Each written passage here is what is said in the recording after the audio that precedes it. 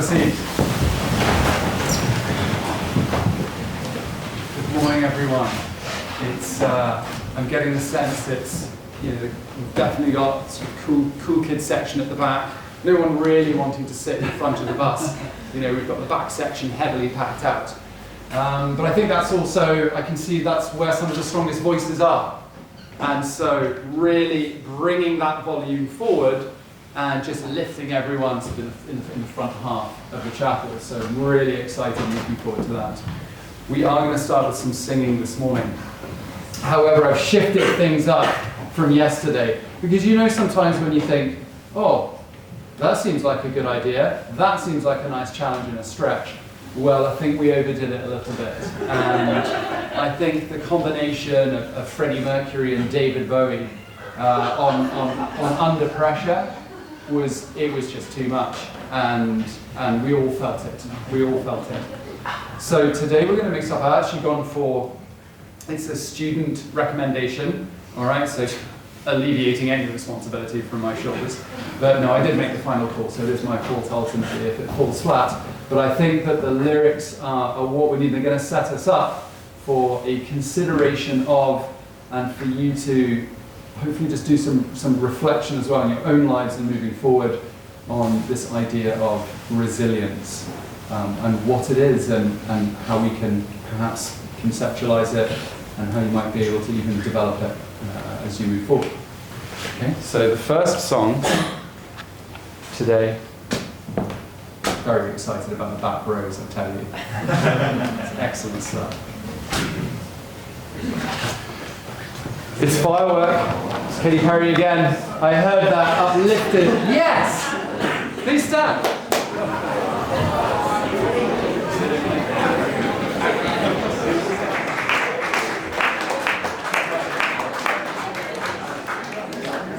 Thanks. Have a seat, please.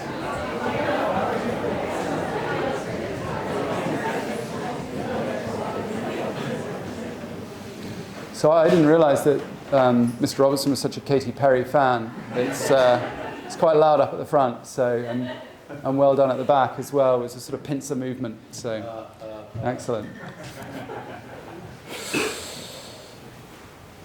So I'm going to read you one of Aesop's fables. It's about the oak and the reeds. A giant oak stood near a brook in which grew some slender reeds. When the wind blew, the great oak stood proudly upright with its 100 arms uplifted to the sky.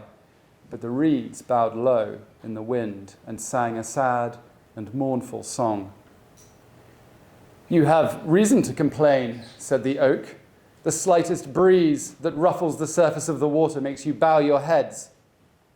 While I, the mighty oak, stand upright and firm before the howling tempest." "Do not worry about us," replied the reeds. "The winds do not harm us. We bow before them, and so we do not break. You, in all your pride and strength, have so far resisted their blows, but the end is coming." As the reeds spoke, a great hurricane rushed out of the north.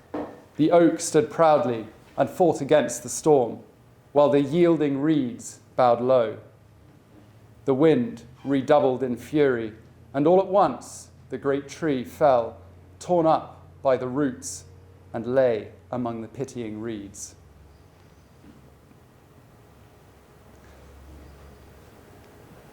We all face so many challenges over the course of a week or a month or a year, and I wonder how we face them, and perhaps you can think about how you respond to those challenges, whether it's in the moment or whether it's afterwards. Are you more like the oak, trying to stay strong in that moment and trying to resist whatever it is that you're experiencing? Or are you more like the reed, where you sort of observe the experience, try and understand it, and sort of bend with it, and trying to regain your shape afterwards? It's a really interesting concept, this idea of resilience, because people use it quite often and say, well, we want to really create sort of resilient people. And I think that's a really difficult thing to do, to try and create resilience in someone else. And as teachers, we would love you to be as resilient as possible as you grow and you develop over the coming years, while you're here at QMS and then obviously afterwards. And I think it will be a process that you'll continue throughout your life as you experience all sorts of challenges, or it might be losses, but it might be things that affect you physically or things that affect you emotionally. The word resilience comes from the Latin resilientem, which means inclined to leap or spring. And when I was younger, and then even not so long ago, my concept of being resilient and what I used to think resilience was, it was more like the oak and trying to be really strong in the moment and not really show my emotions. I was not very reed-like, and I didn't openly show sadness or sing a mournful song. I'm realizing more that resilience is about that process of bouncing back. If those of you who are keen scientists or physicists and you think about the resilience of a material, will think about the material's ability to regain its shape after pressure or force has been exerted on it. And that's really, again, what I want to offer this morning is that's a really important part of the concept of you thinking about resilience and how you're developing your resilience.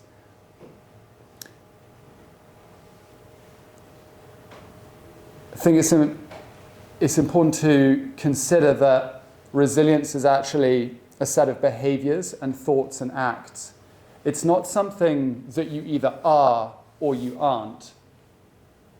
We're going to be tested in all sorts of ways. It's something that, because they're behaviors or because it's a mindset, you can develop it throughout your life, and you can continue developing your resilience into your really late life as well. There's a few areas that I'd like you to think about or to consider. One of them is control. You've heard this before, and so it's a reiteration of it. But think about those things in life that you can actually control and those things that you can't control. And consider how much energy or how much we're affected by things that are actually out with our control. Because for me, that's a little bit of a mindset thing. And it took me a long time to try and distinguish things in my life that I could actually control and things that I couldn't. I always wanted to try and be able to control my destiny and feel as though I was really in the driving seat of where I was going and of the things that happened to me. But the fact is, there were just so many things that happened that I really couldn't influence and that I didn't have control over. And so the energy or the frustration that I put into that, it held me back from moving through that moment and really learning from it and moving on. So I would offer to consider again, that piece of control. Okay, so in a recent struggle that you might have had or a significant challenge that you might reflect on sometimes, how much control did you really have through that moment? Sense making is the second part of it, is how can you make sense of what's happened? Sometimes things happen that are incredibly layered or complex, and it's hard to try and justify why they've happened, and some of us will be more willing to explore why it's happened and try and go into that area a bit more, and we always want to try and make sense of it. One thing that I know we're trying to do as a community and that we really value as a community are acknowledging different perspectives and recognizing what some of those different perspectives are around us. And the more often you get into the practice of showing empathy or considering things from a different viewpoint, the more likely you are to effectively analyze and make sense of things that happen in the world around you. Okay, our own lens, as most of you know and are aware, and experience on a daily basis can be quite biased.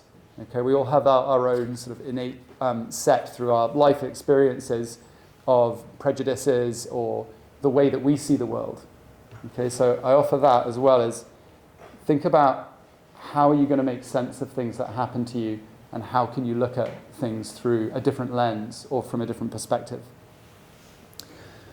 The third one is something that I know you'll all value, which is relationships, relationship building, but also connectedness to others. So as you consider what behaviors are associated with resilience and bouncing back and regaining your shape, never forget that that's not something that you just have to do on your own. Okay, you have people close to you that care about you, that love you, and that want to see you recover. They're not necessarily pressurizing you to be in a rush about doing that, because depending on what's happened, it might take longer, and it just might be a long process. But they're going to be there for you, and think about using them as a resource, and how you're going to use leverage those connections that you have in life.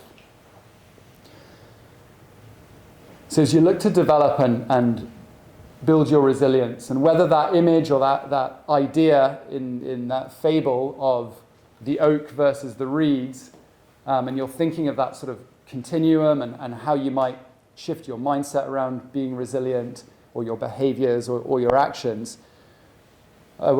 please consider those three areas. What do I have control over? How can I make sense of what's happened and consider different perspectives? And how can I use my connectedness to others to recover after something really difficult's happened? Obviously, I'm really just scratching the surface, and I'm just trying to give you some things to reflect on. It's really tricky to cover a huge topic like this in a short period of time, but I think that's really often how learning occurs, which is we visit and we revisit things, and as we grow and we have different experiences in life, we apply our learning and we learn through those experiences. As I was doing a bit of research and some reading, I don't know a great deal about them, but I was really intrigued to read some of the teachings of Buddhism, and I looked at the Four Noble Truths, and I was getting a sense of a different sense of suffering and a different perspective on why suffering occurs, what kinds of suffering there are, and I think that might be something for a few of you to look into as well and consider. It's I think that developing and furthering your understanding of what might be going on inside for you is actually going to help you be resilient, help you find strength after you might have taken a bit of a knock. And I think that there will be hopefully so much good in that sort of a process for you. So I wish you luck when the winds blow strong, that you can use those connections around you and keep using your experiences in life to develop your own personal sense of resilience. We're now going to sing something that was written and performed by the Beatles. And so it's a bit of a classic, and I think many of you will know the melody and you'll know the song. And for me, this was a reminder, and I picked this one rather selfishly, but I picked it as a reminder that we don't always have to perform for others when we're subject to pressures or we're subject to forces that are difficult to deal with and are sometimes out of our control. I think that I'm going to try to observe what's going on, really watch it for it closely, so that when I start to try and make sense of it, I can really consider those different touch points. And so at times we just need to let something be and then see afterwards how we're going to bounce back from it. Okay, so this is Let It Be by the Beatles. Wisdom, let it be. In my hour of darkness, she is standing right in front of me, speaking words of wisdom. Let it be. Let it be. Let it be. Let it be. So a very quick wrap up from me. One of the qualities, the features that I always point to of leadership is courage. How about Mr. Monroe's courage? There's a bunch of teenagers on -8 or minus whatever it is outside. There's a Tuesday morning, it's 8:30, and he's trying to get you singing, yeah? And give you a really good message. How about giving him a round of applause?